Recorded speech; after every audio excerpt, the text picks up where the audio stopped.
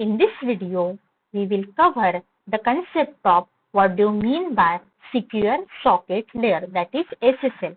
So SSL is a protocol which is used for establishing the secure communication between different network computers.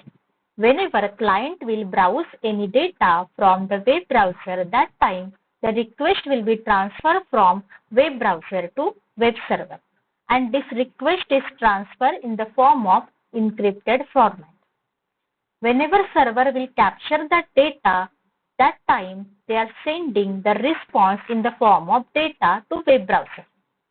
During the transit, the data will be secure with the help of concept of SSL. So it provides the reliable end-to-end secure service with the help of concept of SSL. SSL provides the concept of confidentiality, authentication, and data integrity. These are the CIA traits, that is confidentiality, integrity, and authentication. With the help of security goals, SSL provides the security to our data so that our data can be encrypted and that will be secure from the attacker.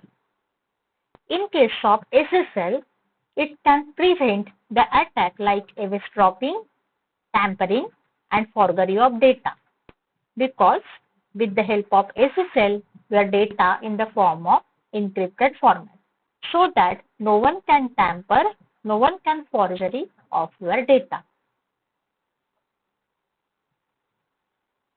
Whenever you are browsing something, that time sometimes they can show your connection is insecure.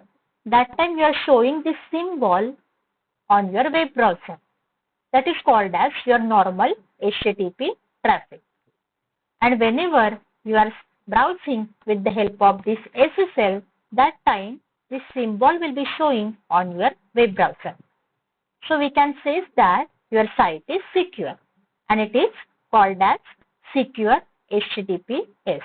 So there are two types. First of all, there is a traffic which is going in the form of normal HTTP, and in the second one, your traffic will be going in the secure HTTP.